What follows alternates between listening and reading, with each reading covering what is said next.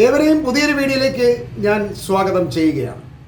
October 7 ഹമാസിൻ്റെ നേതൃത്വത്തിൽ ഇസ്രായേലിൽ ആക്രമണം നടത്തിയ ശേഷം പലസ്തീനികൾക്കും ഇസ്രായേലികൾക്കും ഇടയിൽ തൊഴിൽപരമായും അല്ലാതെയും ഒരു വലിയ അകൽച്ച തന്നെ ഉണ്ടായിട്ടുണ്ട്. ഇത് ഇരു കൂട്ടർക്കും വലിയ വെല്ലുവിളിയാണ് ഉയർത്തിയിരിക്കുന്നത്. ഈ ആക്രമണത്തെ തുടർന്നുണ്ടായ യുദ്ധത്തിൽ ആർക്കും മേൽക്കോയ്മ നേടാനാവാതെ ഒരു വെടിനിർത്തൽ കരാറിന് ഇരു കൂട്ടരും തയ്യാറാവുകയാണ് ഇപ്പോൾ ഉണ്ടായത്. എന്നാൽ ആദ്യഘട്ട വെടിനിർത്തലിൻ്റെ കാലാവധി കഴിഞ്ഞിട്ടും ഈ കാലാവധി ഒന്ന് നീട്ടിയെടുക്കാൻ ഇസ്രായേൽ പരമാവധി ശ്രമിച്ചിട്ടും അതിന് വഴങ്ങാത്ത നിലപാടാണ് ഹമാസിൻ്റെ ഭാഗത്തു നിന്നുള്ളത്. അമേരിക്കയിൽ നിന്നും കൂടുതൽ ആയുധങ്ങൾ എത്തിച്ചേരാനും സൈന്യത്തിലേക്ക് കൂടുതൽ ആളുകളെ റിക്രൂട്ട് ചെയ്ത് യുദ്ധത്തിന് തയ്യാറാവാനുമൊക്കെയാണ് ഈ കാലാവധി നീട്ടണമെന്ന് ഇസ്രായേൽ ഇപ്പോൾ ഹമാസിനോട് ആവശ്യപ്പെടുന്നതിൻ്റെ പിന്നിലുള്ള രഹസ്യം. അതല്ലാതെ ഈ കാലാവധി നീട്ടിയത് കൊണ്ട് ഹമാസിനോ ഇസ്രായേലിനോ യാതൊരുവിധ ലാഭവും ഇല്ല എന്ന് നമ്മൾ മനസ്സിലാക്കണം. അതുകൊണ്ട് ഒന്നാം ഘട്ട കരാർ നീട്ടുന്നതിലും നല്ലത് വീണ്ടും അടുത്തൊരു കരാറിൽ ഒപ്പുവെച്ച് ഇരു കൂട്ടരും ബന്ദികളെയും തടവുകാരെയും പരസ്പരം കൈമാറി ശാശ്വതമായ ഒരു യുദ്ധവിരാമമാണ് നല്ലത് എന്നാണ് ഹമാസിൻ്റെ പ്രഖ്യാപനം. അതല്ല, യുദ്ധം തുടങ്ങാനാണെങ്കിൽ അതാവാം, അതിനും ഞങ്ങൾ തയ്യാറാണ് എന്ന് ഹമാസ് അറിയിച്ചിട്ടുണ്ട്. ഇസ്രായേലിനെ കുറിച്ചും ഇസ്രായേലിൽ ചെയ്യാൻ പോകുന്ന യുദ്ധത്തെക്കുറിച്ചും ഹമാസിന് കൃത്യമായി തന്നെ നല്ല അറിവുണ്ട്. അതുകൊണ്ടാണ് ഇസ്രായേലിനെ ഭയക്കാതെ ഇത്തരം തീരുമാനങ്ങൾ എടുക്കാൻ ഹമാസിനെ പ്രേരിപ്പിക്കുന്നത്. ഇസ്രായേലിനെ ഏറിയാൽ എത്ര വരെ പോകാൻ കഴിയുമെന്ന് ഹമാസ് ഇപ്പോൾ മനസ്സിലാക്കിയിട്ടുണ്ട്. എന്നാൽ ഹമാസിനേക്കാൾ ഈ ബോധം ഇസ്രായേലികൾക്കിടയിൽ വർദ്ധിച്ചു വരുന്നു എന്നതിൻ്റെ തെളിവാണ് ആദ്യം യുദ്ധത്തെ സപ്പോർട്ട് ചെയ്തിരുന്ന ജൂതർ ഇപ്പോൾ എങ്ങനെയെങ്കിലും യുദ്ധം അവസാനിപ്പിക്കൂ എന്നാണ് ഗവൺമെന്റിനോട് ആവശ്യപ്പെടുന്നത്. ഹമാസിന്റെ ആളുകളെ മുഴുവൻ കൊന്നൊടുക്കി എന്ന് IDF പറയുമ്പോഴും നേരത്തെ ഉണ്ടായിരുന്നതിനേക്കാൾ കൂടുതൽ പോരാളികളെ നിരത്തിയിട്ടാണ് ഹമാസ് അതിന് മറുപടി പറയുന്നത്. അതുകൊണ്ടാണ് ഹമാസിനെ നെതന്യാഹുവിന് ഒന്നും ചെയ്യാൻ കഴിഞ്ഞിട്ടില്ല എന്ന് ലോകം വിശ്വസിക്കുന്നത്.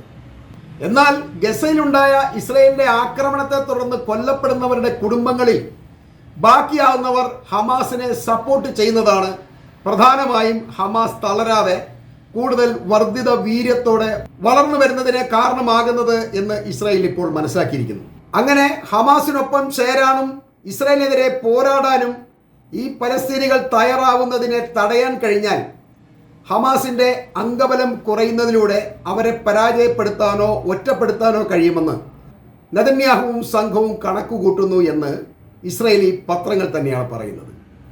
Jerusalem institute for strategy and സെക്യൂരിറ്റിയുടെ തലവനും സ്ട്രാറ്റജിക് അഫയേഴ്സ് മന്ത്രാലയത്തിൻ്റെ മുൻ ഡയറക്ടറും ജനറലുമായ ബ്രിഗേഡിയർ ജനറൽ യോസി കൂപ്പർമാൻ പറയുന്നത് റമദാൻ മുസ്ലിങ്ങളെ സംബന്ധിച്ച് ഏറ്റവും സെൻസിറ്റീവായ ഒരു കാലഘട്ടമാണ് എന്നാണ്. ഇസ്ലാമിക വിശ്വാസപ്രകാരം പുണ്യങ്ങളുടെ മാസമായ റമദാനിലാണ് മുസ്ലിങ്ങളെ ഒത്തുതീർപ്പുകൾക്കും ചർച്ചകൾക്കും വഴക്കെടുക്കാൻ ഉചിതമായ ഏറ്റവും നല്ല സമയം എന്നാണ് അയാൾ പറയുന്നത്.